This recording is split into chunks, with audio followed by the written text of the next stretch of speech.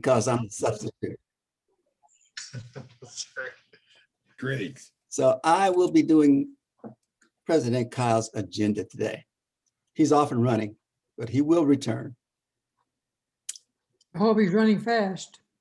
For the press release templates and stuff like that for winter event. Okay, for- the honorary bell ringer for July 16th is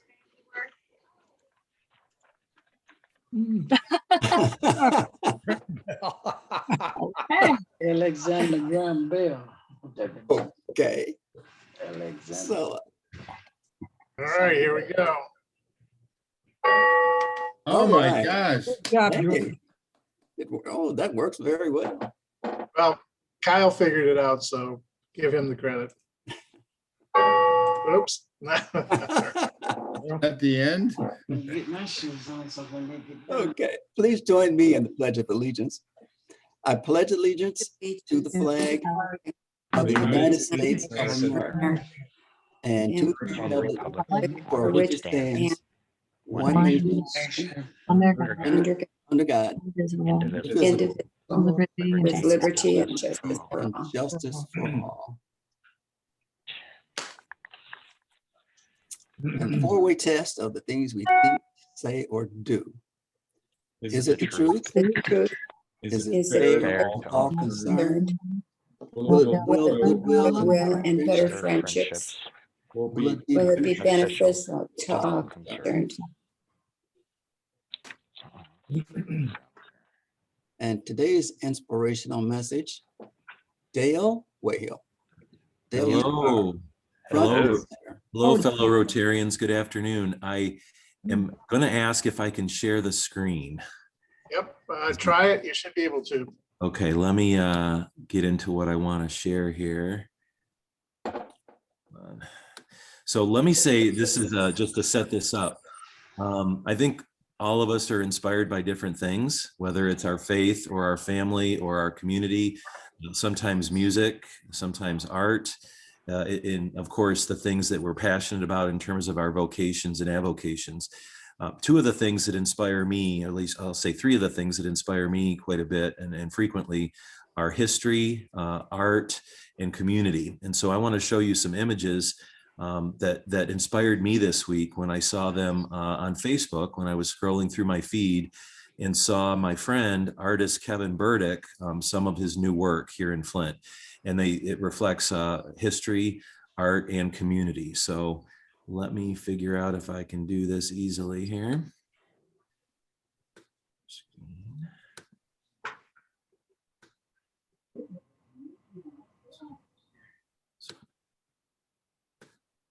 All right, you all see that?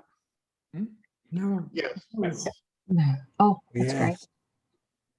Okay, so you may have seen Kevin Burdick's work already. I don't know if he's appeared before Rotary when I wasn't in attendance, or if the murals have been discussed and this was displayed, but this is one of the new murals in Flint. It's been up since November, so this is not a new one, but this is an image, photorealism, I would say, is the style of art, and it's Dr. Martin Luther King at the Selma March, accompanied by others, including former Congressman John Lewis, and others who were part of the civil rights movement.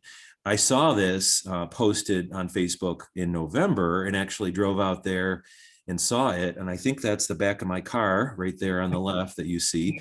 This is up on MLK, and I don't know the exact cross street, but it's north on MLK Avenue and was completed last November. And I hope you agree that it is both a beautiful piece and also inspirational. I take a lot of inspiration from our country's history when we are at our best. And I think this is an example of when we were at our best. And there are many other examples of that, of course, but this is one. And then what I was referencing earlier in the week, I was looking at Kevin's Facebook page, and this is one wall of a building. The other side was blank until earlier this week when he added what you see here on the right. So you continue to see the Selma piece in front, but on the right-hand side is another example of photorealism. And that's actually a photo from Flint City Hall, duplicated in spray paint by artist Kevin Burdick, and that is from the protests that occurred 1967-68 over the issue of open housing in the city of Flint. And you might recall, those of you that are either students of history or old enough, or both, that Flint was the first community in the country to, by a vote of the people, pass an open housing ordinance by a mere 38 votes out of 50,000 votes cast. There were people that voted against open housing in the city of Flint in 1968, and they were outnumbered by only 38 people. But this is one of the protests that happened, and here's a clear version of it. So you can see the wall face on, and this is, again, done with spray paint, and it was the addition to this mural, the King mural, that was only completed over the past week or so. So I will end by saying that again, I am inspired by many things. This past week, I was inspired to see this come across my Facebook feed, because I do think this represents America at our best in terms of our history. The community aspect of this is obviously, this is related to Flint and our moment in the civil rights history, but you have to also realize that this is one of, or these are two of many murals in the city, which are trying to evoke inspiration for all of us. Every person in Genesee County, person in Flint. So with that, I'm going to turn it back over to our president, our Dr. Gist, and wish you all an inspirational weekend, and hope you look for things that inspire you, as this did with me. Dale, if I could just add one thing. Sure. When that housing demonstration was done, Kyle McCree's grandfather was mayor. Floyd, yes. Okay, so if you don't, you really need to remember that. I was in college at the time, either a freshman or a sophomore, and I remember that was also the time of the riots in Detroit. And Mayor McCree stood on a corner, and I'll never forget it. It was down on Industrial. And he stood on a corner and he said, "And we are not going to have any of that here in Flint." And by God, that's what stopped having any major kinds of demonstrations or during riots as they had in Detroit. I was 18 years old. I will never forget that. Very good. Fantastic. Mm-hmm. I was in the It's Philippines. amazing that you lived through that, Marie. I've read a lot about that incident, just from being a little bit of a student of Flint history, and we produced an exhibit on it a number of years ago called Equal Opportunity Lie, which was a lot of fun to put together. And just, I learned a lot during that exhibit. Amazing time, an amazing thing that happened in Flint. Oh, yeah. It really was. It was very amazing, and we'll never forget that. It's probably one of the major things of my college years that I remember. I mean, the good things. Yes. Kyle's grandfather was also a strong supporter of fluoridation of the water supply in 1965. We won by 1,300 votes. Very good, sir. Okay, next slide. Announcements. Good and welfare for the health and security of Rotarians. Are there any messages for our Rotarians that might be under the weather, or? Evidently not. Okay. Guest? Ray, Yeah. I think that Kyle wanted to mention something about the pledge forms to be turned in. Oh, yes. That message was on the messages that he sent during the week also. I think, is there a printed message for that? I don't know. I guess we'll have to keep going. So Right. It's just the message. The message is just, if you haven't turned in your pledge card, please do. Okay. It's as simple as that. If you need a Amy has copy, spoken. if you need a copy, send me a message. Okay, thanks, Amy. Okay. Evidently no guests to be welcome. So next slide, please.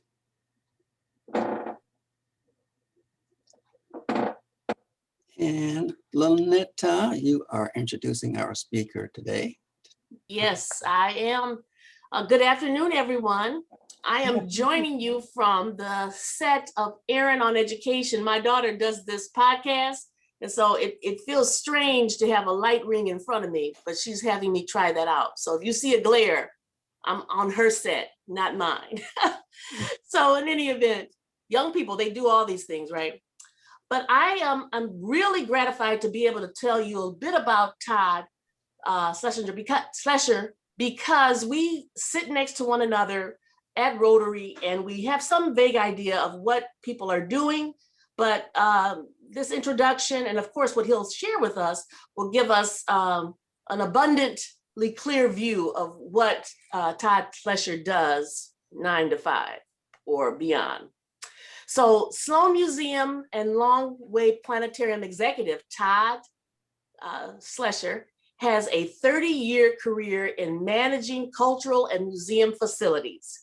Previous to coming to the Flint Cultural Center almost 7 years ago, he spent 13 years with the Detroit Science Center, Michigan Science Center, as the Chief Operating Officer and Vice President of Science Programs. He also managed museum facilities in Memphis, Tennessee, and Columbia, South Carolina. Mr. Schlescher is the author and director of numerous planetarium programs that are in worldwide distribution, and is the co-discoverer of the Hamburg, Michigan meteorite. He has served as the principal investigator on NASA and NSF grants. He serves on multiple boards and steering committees such as Genesee County Historical Society, the Flint and Genesee Literacy Network, U of M Flint Advisory Committee, and he is the current president of the Flint Cultural Center Academy Board. He holds a bachelor's degree in astronomy and physics from the University of Michigan and did his graduate work in public administration at Wayne State University. Now we'll hear from our very own Rotarian, Todd. I give you the platform. We welcome you. Well, thank you, Lynetta. That sounded awfully formal. So I think most people know me. And if they don't, I'd like to get to know you a little bit better. Hopefully, eventually we'll be back to meeting in person someday. But thanks for giving me the opportunity and kind of platform to talk to you a little bit today about what's happening at Sloan and Longway, and very specifically, what's happening to Sloan. As you are probably well aware, being in the community, we have been under construction for quite some time now, and are working on bringing a new Sloan Museum of Discovery to Flint here in the not too distant future. And what I thought I would do today is give you kind of a tour and walk around of the latest. Now, Amy, who's on the call, actually got a chance to do the physical tour and walk around the building. So I'm going to try to kind of duplicate that for the rest of you that haven't been through and haven't looked at what's happening to the new Sloan. So if I can share my screen, let's see if I can put this up here. Does everybody see a big picture rendering of what the new Sloan is going to look like on their screen? Yes. Hey, the technical stuff is working. Impressive. So the Sloan Museum of Discovery, which we're calling it, arose from a concept where we went out and we talked to the community. We knew Sloan needed an update, but we started with going to the community and saying, well, what do you want to see in the new Sloan? Or what do you want the new Sloan to be? And that's how we came up with the concept of a Discovery Museum. We'll still focus on Flint history and science, those two areas, but in a much more kind of active, hands-on manner. And I've actually talked to this group a while ago about our concepts and what we were doing and exhibits that we wanted to bring in. But suffice it to say, the exhibits will be much more hands-on and interactive, even within the history galleries, although we'll still have a lot of artifacts there that are the real thing that you'll be able to see in Sloan. But what I wanted to kind of walk you around today is show you a little bit of what's going on with the construction of the building. So let me kind of walk through what we were trying to achieve first. So what our goals in this whole project were to create a better exhibit experience for our community and kind of meet them where they were. We have a lot of kids come through Sloan every year, but our old exhibits were designed primarily for adults. And so it was kind of a, here's an artifact, here's a text label, read about it. And that doesn't work very well for kids. They like to get their hands on things and do things. So that's what kind of led to this kind of change in our exhibit experience. We wanted to give the building a better presence on campus. Most of you have been to the old Sloan, I know, and I like to joke that the architect did their best to hide that building from everybody. It was kind of low and shrouded in trees. And then the other thing is the entrance was actually recessed. So we would oftentimes have people come from out of town, park in the parking lot and look around and go, where's the door? How do I get in? I got no clue. Then they'd see the sign and go around. So we wanted to do a little bit better job of giving it a presence. We wanted to create more capacity in the building and more functional spaces for educational opportunities. We had a lot of challenges with our field trip business that about every January, my reservationist would call me and say, well, that's it. I can't take any more field trips for the rest of the year. We're all out of space. I don't have anywhere to put them. So we wanted to create better educational spaces.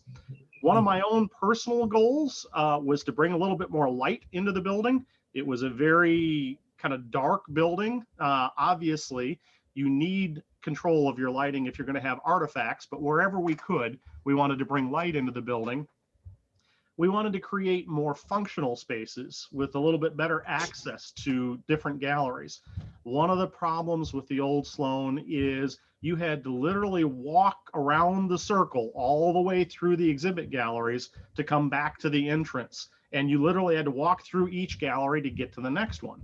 One of the things we wanted to do is to change that a little bit and change the functionality. Another challenge we had was we had no real good loading dock in the old building.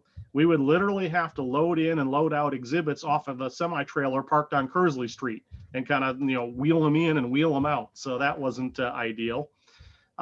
We also wanted to make the building and our programs much more community focused. We wanted to be there for the community. It's always my belief that a museum should be a community hub. It's there for the community, by the community, and we should take that into account. So we wanted to make sure that we were changing that. And one of my other goals in this is to try to bring the staff together for better collaboration. In the old building, there weren't two offices next to each other anywhere in the building. Every office was dotted here or there in the basement or in the main building, because the old building in 1966, evidently they felt people didn't need offices. There were 0 offices in the old building when it was originally built. And people carved office cubby holes out of whatever corner they could find in the old building. So I wanted to kind of bring people together. So I think we've done that. And you can kind of see side by side here the old floor plan of Sloan, which was that big circle. You'd walk into the front doors, which are at the bottom, and you'd walk around the whole circle through all the exhibit galleries and then back out the front doors when you came back. In the new floor plan, we basically, with the old Sloan, the only thing we kept were the foundations, exterior walls, and that's about it. We tore out everything else, right down to just, cement floors and exterior walls, and we knocked a lot of holes in the exterior walls too. But we gained a lot of square footage in filling in that courtyard that was in the center. So the old Sloan was 58,000 square feet. The new Sloan Museum of Discovery is 107,000 square feet. So we have basically doubled the size of the building and the exhibit galleries and everything else in this project. And what I'm going to do is kind of walk you through the current look. And when I mean current, I mean very, very current. These pictures were taken yesterday. So all of the pictures you're going to see that are in this presentation are the latest and greatest in the construction of the new museum. So this is the primary entrance. This is the entrance facing the parking lot. And I don't think you're going to miss the front doors anymore as to where they are.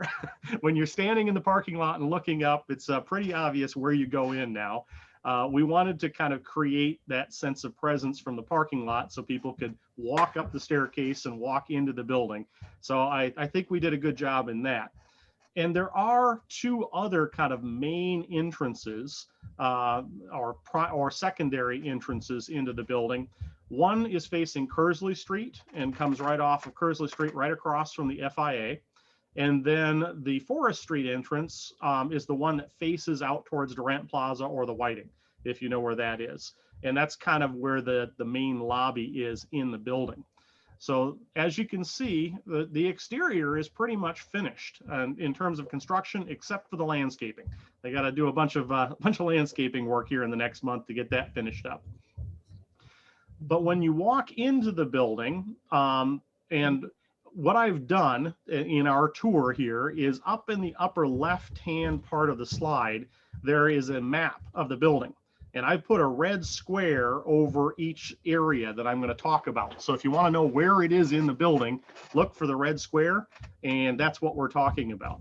So the main lobby that you see in front of you is right there in the middle. It includes that entryway that's facing the Whiting. And here we were able to go very high. The ceilings are about 25 feet high at the highest up here. So we were able to do that. And you notice with all the windows in the front of the building, we were able to bring a lot of light into the building. So the new main lobby is nearly complete. You can see in the image in the right-hand corner there, the new front desk going in, and some of the spaces there that are in the main lobby space of the museum. And also up at the front is a new cafe space. So this space right over here is the cafe that will be able to hold up to about 180 people seated at any one time. One of the reasons why we had such a big cafe is we wanted this area to also double as a rental space in the evening after the museum is closed to the public, that this space could be rented out. So it's got the cafe in it. It actually has a bar in it. There's a roll down door in the bar, so it won't be open during the day when all the school kids are running around, but for evening events, we can roll that up. And then the actual cafe, the kitchen, back of house area, will be a coffee beanery franchise. You may be familiar with those. Mott College has one down at the New Culinary Institute, and there's one out on Miller Road area. But that is actually a local franchise owned by the Shaws. They have about 42, 43 stores around the country. And this will also be a coffee beanery franchise. If you haven't eaten there for lunch, menu's a lot like a Panera or something like that, if you're familiar with that type of facility. So we're looking forward to the new cafe. The other thing, because it's located at the front of the building, you can just walk in and have lunch or grab a cup of coffee or anything else. You don't have to actually pay for admission or walk into the rest of the building and buy a ticket. Similarly, up in the front of the building is the new store. This is our new gift shop store. You can see the glassed-in area in the pictures. We don't quite make you walk through the store like Disney, but you have to walk by the store to get out to go back to the parking lot. So at least we put that enticement in there.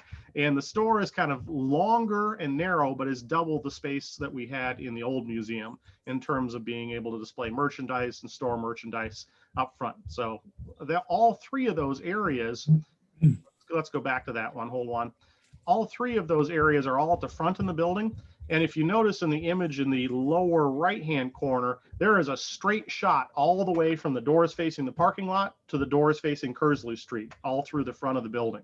So this makes it kind of very functional for people to get in and move around in the new museum. Now, as I mentioned, one of my goals was to kind of try to bring the staff together and actually have offices all in the same spot. So we do have a new office suite in the new museum. I am happy to announce that we have moved into our new office suite. So we are actually working from there right now. We were off-site during the construction, but in May, we actually got a chance to move into our new office suite with a temporary certificate of occupancy. So you can kind of get an idea what that looks like, you know, printer rooms, copy rooms, meeting rooms, offices, cubes, all that kind of stuff in the office suite. But no one wants to look at offices. Things that are much more fun are our hands-on classroom spaces or learning labs. This was one of our areas that we had capacity issues in the old Sloan, and they'd get all booked up and we wouldn't be able to book any more classes in them. The old Sloan had one of these spaces that was like a classroom or learning lab. In the new building, we have three of them, Plus, we have a large area for our educators to prep all the hands-on experiences and supplies. One of the things during the pandemic, when we were kind of shut down and then also limited operations, we developed a big series of virtual programs where we were building kits and shipping them out to schools or other groups to use, or even for kids to use at home. And so we would prepare over 1,000 kits a week for these virtual programs, and having a spot to do that was really handy rather than just trying to grab a classroom or wherever else. So we have a whole new area to do that that's right off the loading dock, so we can just load up the van and ship out the kits. We've been doing programs in Oregon, Washington, California, Texas, New Jersey, all over the place because of the ability to go virtual. We didn't have to physically be there, and those programs will still continue. So then another area that's not so glamorous, but I am so glad that we have, is the new loading dock. This is how we will get exhibits in and out of the building in the future, and our cars and collections and everything else. You can see the big doors there. The big double doors actually open right into our new car gallery. So we can roll our vehicles in and out of Sloan. And then on the loading dock space, this will make it much more easier to change out those traveling exhibits that we have. And then we start to get into some of our exhibit gallery areas. We have this space, which is our new temporary exhibit gallery.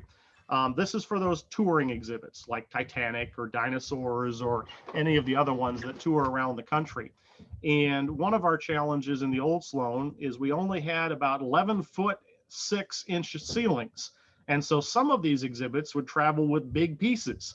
It's a little tough to stick a T-Rex in an 11-foot ceiling space. So this area was built in the old courtyard, and it now has 23-foot ceilings. So we can now get the biggest of dinosaurs in, or for instance, like Titanic. Titanic used to travel with a 18-foot tall replica of the main staircase. And when we hosted that exhibit, we couldn't take that piece just because it was too tall. So now we won't have any problem with that. This is about 6,000, a little over 6,000 square feet, which should be able to host most touring exhibits that go around the country.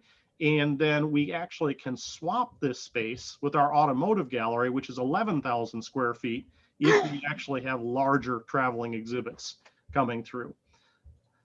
And then we'll move on to our history galleries. This space here, as all the history exhibits will be new, by the way. And so this is, again, about 11,000 square foot gallery. It contains a special kind of sub-gallery in it called the community gallery.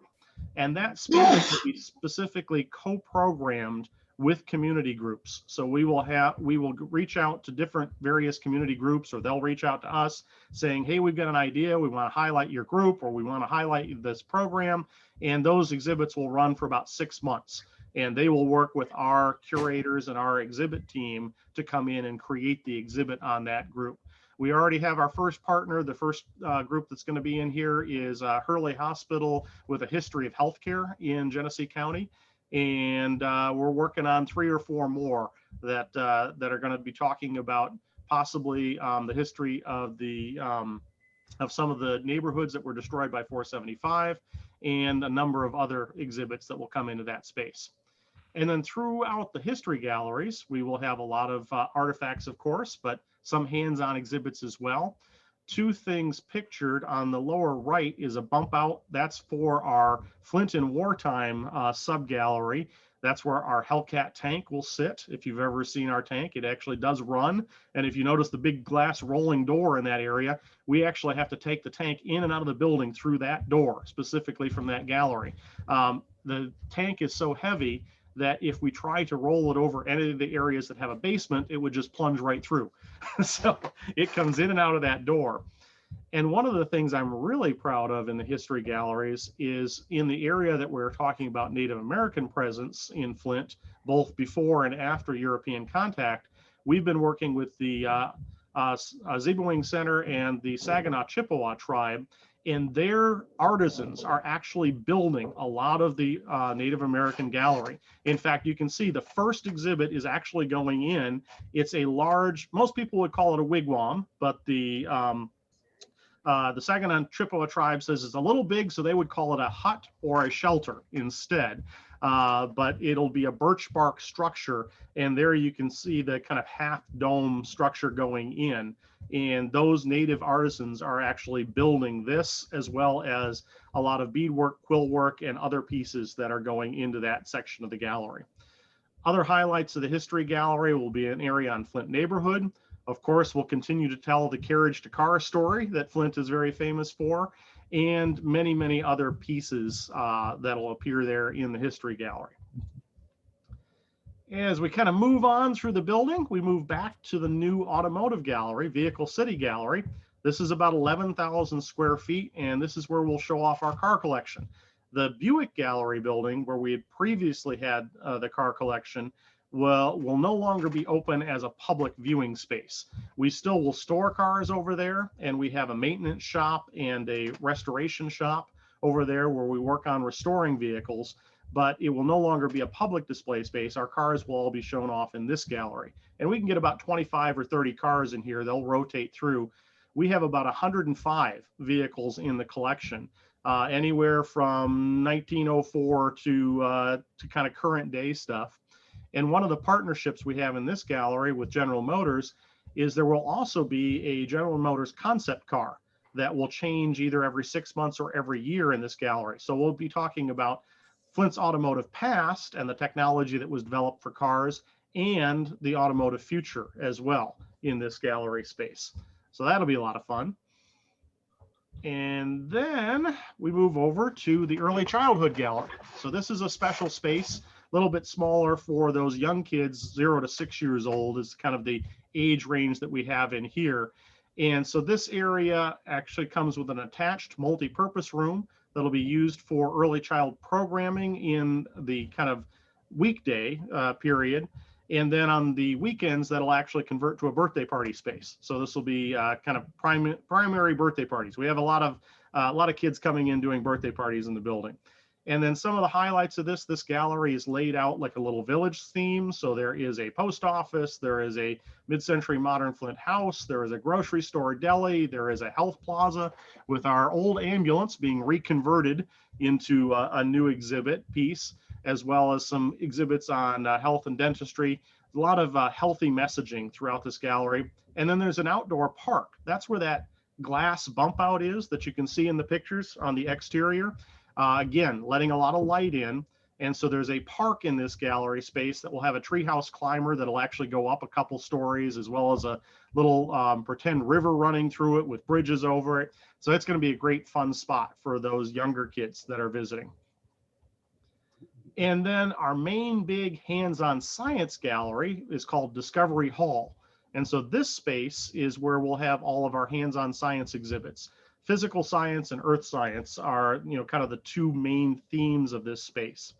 A couple significant exhibits that are going in here. One is what's called the Spaceship Earth Climber. It's a giant Earth globe that you can climb up and through, but it is actually accessible from all 3 levels, even for those in wheelchair, because there's a lift behind it that goes all the way up and down. And in that will be a lot of earth science experiences and exhibits that you can see.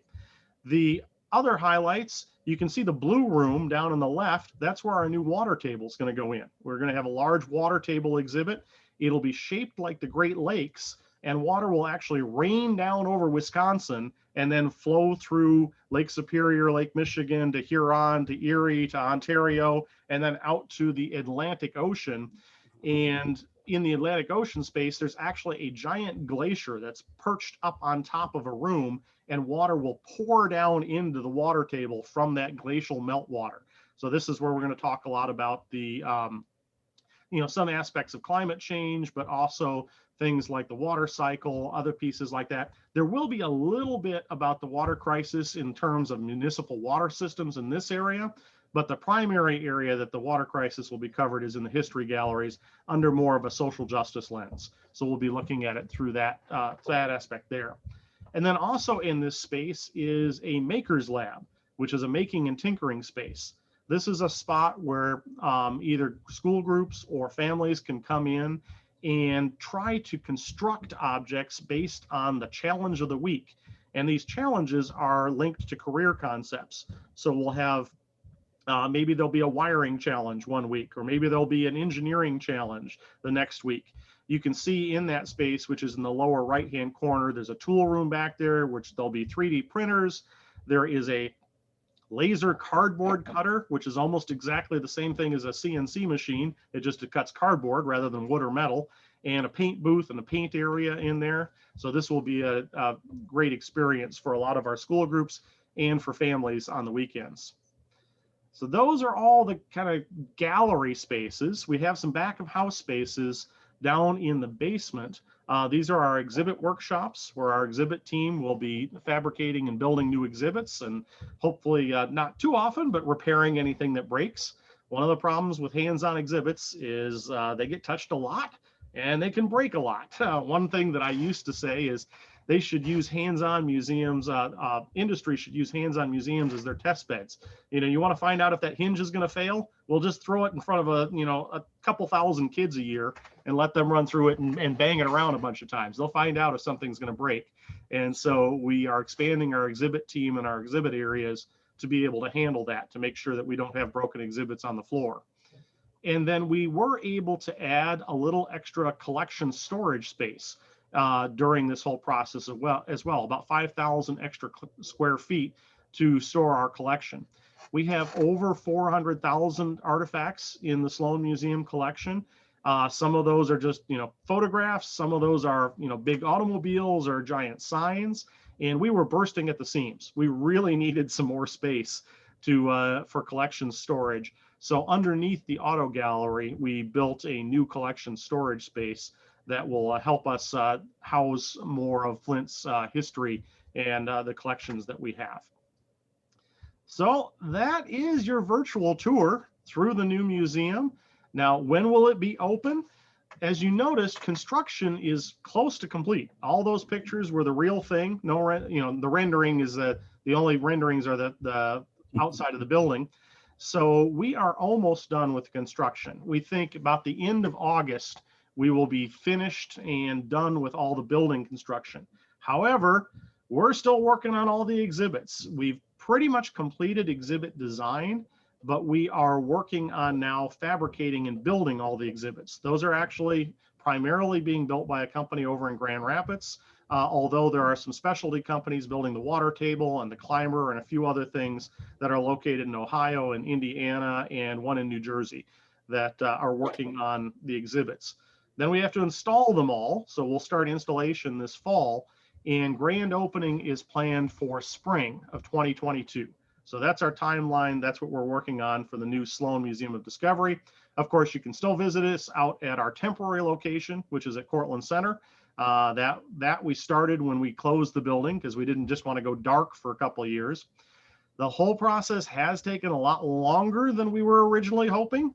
Originally, we were hoping to open up in 2021, but with the pandemic and the delays that we faced there, and that has all kind of slowed us down, but not stopped us. So we've kept it going, and we're looking forward to bringing the new Sloan Museum of Discovery to you next year. So that's where we stand. And I guess at this point, I'd like to shut down the presentation and ask if there are questions and field some questions. Yeah, Todd, more of a comment. I'm sorry. Sure. As you mentioned, the Community Foundation team was able to get a tour, and we were all just really incredibly impressed. One of the things that we were really impressed with too was the thought that went into, the way that you're incorporating the water crisis, but not as it's as a historical social justice event. It's not Flint. It's just something that happened here. But we also really, really appreciated the fact that when the museum used to start when white settlers arrived in Flint, as if there weren't people who had lived here many, many years before that. And we appreciated the fact that you are giving some attention to that as well. Mm-hmm. Yeah, it was very important to us in our new history galleries to represent all of Flint's history. Our old history galleries, they basically told the car story of Flint. And, I'm going to be blunt, the old white guy story of Flint. There are many more communities in Flint and many more people that have been part of the Flint community over the years. And so we are being very deliberate in trying to address every community in Flint and make sure they have a large presence within the history galleries. So we'll still tell some car stories, but there are lots of other stories of Flint, and we wanted to make sure that they were in there. And part of that is the Native American experience, both before and after European contact. One fact that some people know, not everybody, the reason that people settled in Flint in the first place from the Native Americans all along is down where basically Saginaw Street crosses the Flint River was a great ford. It was a shallow area of the Flint River before it was channelized.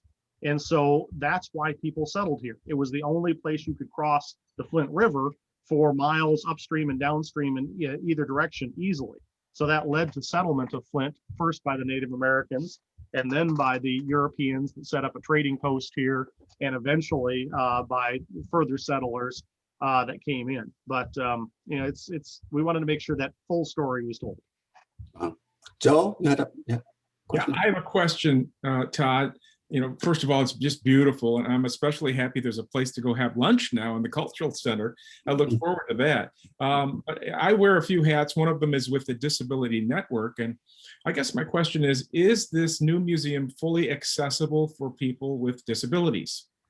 Absolutely. We worked with a couple disability consultants, Joel, in several of the phases here, both in the design phase, and then we brought them back in on the construction phase to review things as they were being constructed. So yes, the building is fully accessible, and not just to people with mobility issues. We also offer different accessibility through hearing impaired, and then also we are going to offer special sensory friendly days for people that are possibly on the autism spectrum. So we have multiple ways that we are addressing those that have special needs or issues in the building, and we're proud that it's going to be fully accessible to everybody.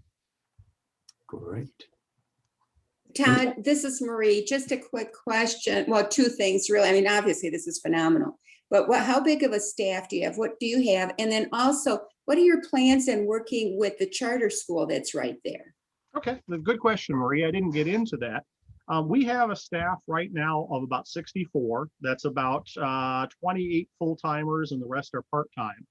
And that is projected to increase to about a total of 72 by the time that we open the new museum. In terms of the Flint Cultural Center Academy next door, we are engaged with those students every day. We literally touch every student in that school with our science and history programs every week. So on Mondays are kindergarten, first grade. Tuesdays are second grade.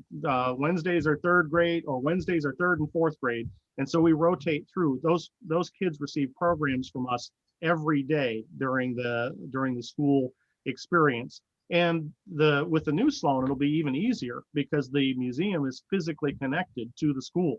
There is an entrance through the auto gallery space where kids won't even have to go outside. So if it's raining or snowing, they don't even have to put on their raincoats. They can walk right into Sloan and take part of the exhibits. There are lots of ways that we've been working with the teachers of the school in planning the exhibits that they can take advantage of this, that tie into kind of their classroom experience. So thanks for asking. Great. Dick, Dr. Schick? Yes, I have a question. Will you be going back to the 1900s when General Motors was formed by Willie Durant, and shortly thereafter, Charles Stewart Mott coming from Ithaca, New York, to Flint and being part of the General Motors Corporation on its board for 58 years? Absolutely. As I said, we are telling the story of multiple groups in Flint, but we're not ignoring the car story. The car story is still there. So we have, the early history of the automobile in Flint, how it grew out of the carriage industry, how Billy Durant and Dallas Dort started up, when they were working first for the Durant Dort Carriage Company, but then converted over to automobiles, bringing in Buick from Detroit to start setting up Buick and Chevrolet. So yes, all of that history is still included in here. A lot of it is within the history galleries, but then some of it is within the automobile gallery as well, as we tell the history and the stories of the cars. One neat thing we were able to obtain just in the last year, there were several other smaller car companies in Flint that started up that didn't make it. And those car companies, we have examples of most of them, but the Patterson Carriage Company actually started making cars in 1908, and then they folded in 1922. So they made cars for a short period of time.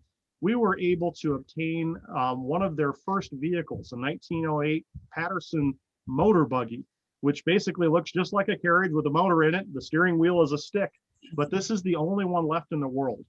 They only produced 57 of these their first year, and this is the only one that's left. And we were just able to obtain it at auction in the last year. It was at the Saratoga Museum in New York, and it didn't fit their collection. They were auctioning it off. So things like that will still be an important part of what we do and an important part of our museum and the history going forward. One more comment, if I may. Almost everybody in the automobile industry, big names, were in Flint, and the only one that wasn't was Henry Ford. If you go back through Chevrolet, Dunbar Buick, and all the names, like AC Albert Champion, they all started in Flint. Even Chrysler, yeah. Yeah, Chrysler, yes. Okay. Any other questions? Okay. Moving on. Well, thank you very much for allowing me to share this a little bit with you. I can't not wait to have all of you in the building in person. Todd, that was excellent. We highly compliment you. We all appreciate it. We even got a wowzer on chat. Yeah. Kimberly. Very project. Coming along famously, it looks like, so that's cool. Thank you for that. Todd, we can't wait till it's open. maybe by next spring, you'll be able to host one of our meetings there and provide lunch and all there. I think we could. That'd be cool. That would be cool. That Very good. cafe community space would be a perfect space. We have other ones. Exactly, that would be wonderful. Yes, absolutely. Thank you to the following Rotarians for your service during today's meeting. Dale, for the inspirational message, which was just incredible. Lynetta, speaker introduction, which was also incredible. And Jane Odell, taking the meeting notes. And I know they will be incredible. Thank you all, we appreciate it. Please join us next week when our speaker will be Flint Rotarian Marissa Pierce, Public and Community Relations Coordinator, Flint Institute of Arts.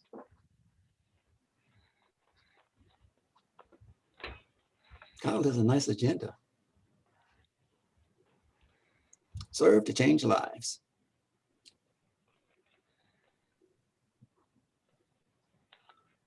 And listen for the bell.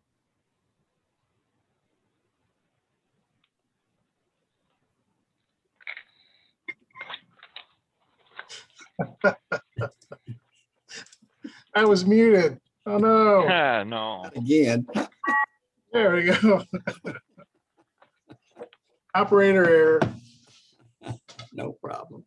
Ladies and gentlemen, we are adjourned. We'll see you next week. That'd be Hey, great. everybody. Have a great weekend.